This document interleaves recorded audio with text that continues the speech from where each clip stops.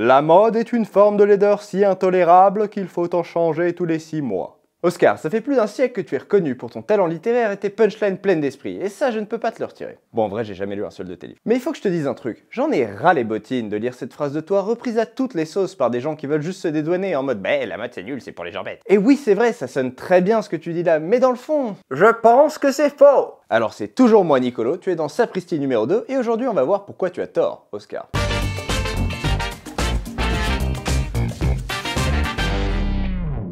Déjà, il faut qu'on mette 2-3 choses au clair. En français, on a une ambivalence entre le mot mode, dans le sens tout ce qui se rapporte au style et aux vêtements, et mode, dans le sens c'est la mode, c'est la tendance. Et même quand on parle de tendance, il y a plusieurs choses à distinguer.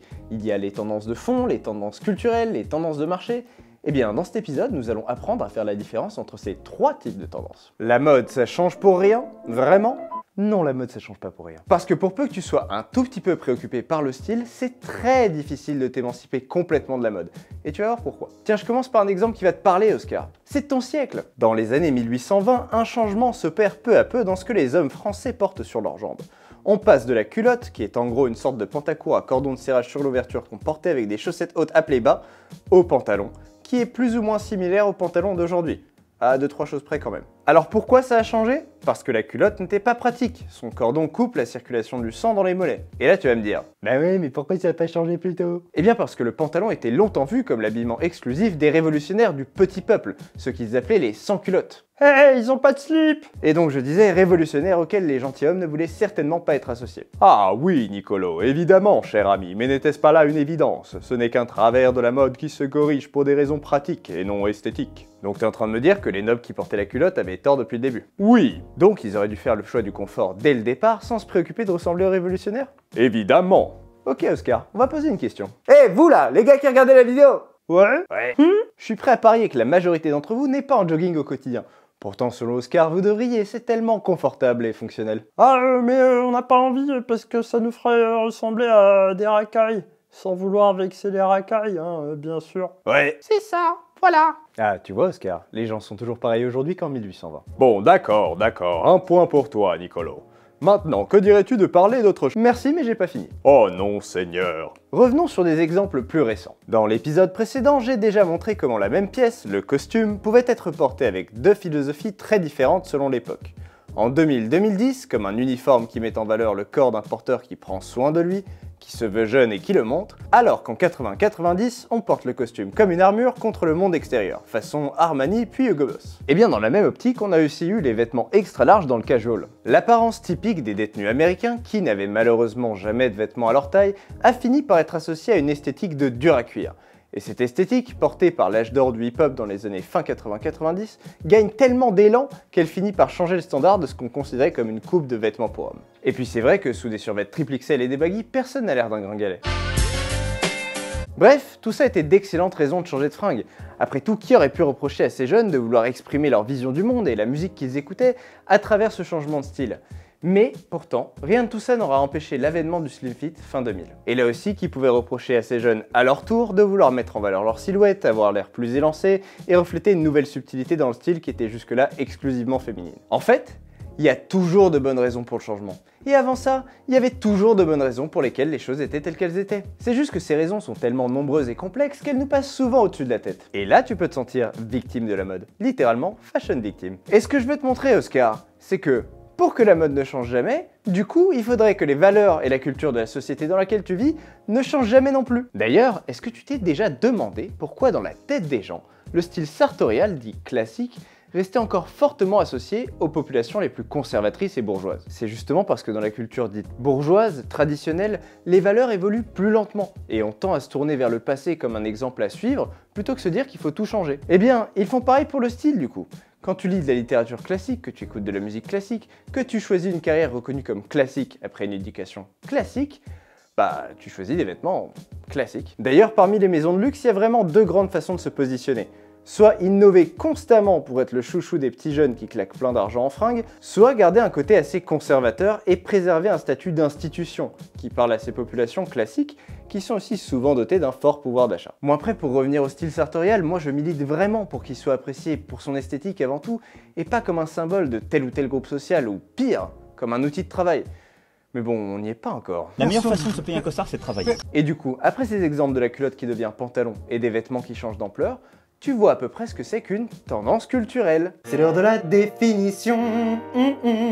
La société change de valeur, de culture, de référence, de source d'inspiration, de façon de représenter l'homme ou la femme, et donc les vêtements changent en conséquence. Ces tendances culturelles peuvent aller et venir sur des cycles de durée moyenne, 5 ans, 10 ans, 15 ans, disparaître pendant des décennies pour ensuite être ressuscitées soudainement. C'est pour ça qu'on dit qu'elles sont cycliques. Par exemple, depuis quelques années, on voit un revival assez fort d'un esprit années 90 chez des jeunes pourtant nés dans les années 2000. Ça ressemble plutôt à une tendance culturelle. Et pour combien de temps ça va durer? Bah, si t'es capable de le prévoir, soit t'es devin, soit tu dois tout de suite fermer cette vidéo et aller candidater pour bosser dans un bureau de style. T'es un putain de génie! Et parfois, la mode, ça change pour toujours. Mais il y a aussi plus gros et plus important que la tendance culturelle. La tendance de fond. C'est l'heure de la définition. Ce sont les tendances qui évoluent avec les changements profonds d'une société. Ses valeurs, ses technologies, les événements de l'histoire avec un grand H.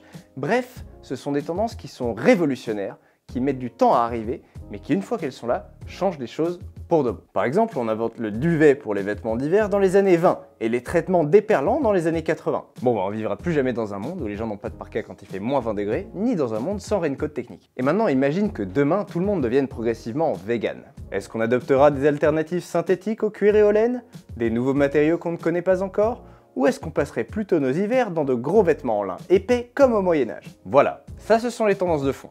Il y a un avant, un après, et pas de retour possible. Et là, pour les prévoir, bah, faut être capable de prédire l'avenir de l'humanité. Et si t'es capable de faire ça, c'est pas dans un bureau style que tu dois bosser. Tu dois te présenter aux élections présidentielles, mon gars. Ok, parfois ça change juste parce que ça rapporte. Faut quand même que je te donne raison sur un point, Oscar. Parfois... Oscar? Oscar? Putain, Oscar, réponds-moi quand je te parle. Ah, pardon, je m'étais égaré dans le doux sommeil aux paupières de pourpre, porté par... Chut, tais-toi, j'ai pas fini. Mais... Donc je disais, c'est vrai, il y a des tendances qui n'ont pas d'explication sociale ou de logique vraiment apparente. Ou bien, quand elles en ont une, elle est assez superficielle. Bonjour, je suis le designer de Balenciaga. Alors, j'ai entendu dire qu'on aimait bien les années 90, du coup j'ai ressuscité les chaussures moches que ton père mettait pour aller faire du sport, et je les ai rendues encore plus moches. En plus, elles sont hyper chères. Bah t'es sûr de te démarquer? Personne ne va mettre ça. 6.5 hours later. Non mais arrêtez, pourquoi vous achetez tous mon truc? Vous êtes fous ou quoi? Je croyais vraiment que personne ne mettrait ça, moi. Ça, c'est ce qu'on appelle une tendance de marché. C'est l'heure de la définition. Généralement, ces tendances ne durent pas très longtemps. Elles sont créées de toutes pièces par des acteurs influents. Mégamarques, grands médias, influenceurs...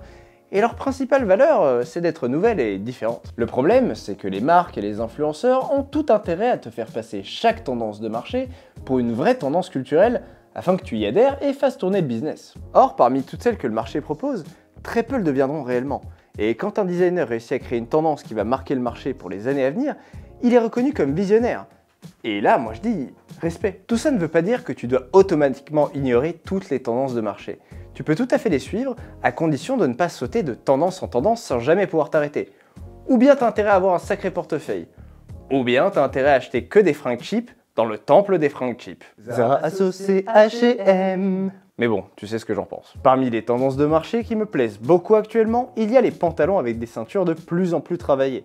Et je pense que cette tendance a une vraie chance de s'installer comme une tendance culturelle, car elle apporte de vraies possibilités, là où les hommes étaient en gros, avant, limités à 3 choix. Jean, chino, pantalon de costume classique. Mais bon, seul l'avenir le dira. Bon, très bien, mais je crois avoir moi-même dit par le passé, la mode change, mais le style reste. Tu ne vas pas me dire le contraire, tout de même. Alors déjà, t'es un menteur, parce que c'est Yves Saint Laurent qui a dit ça.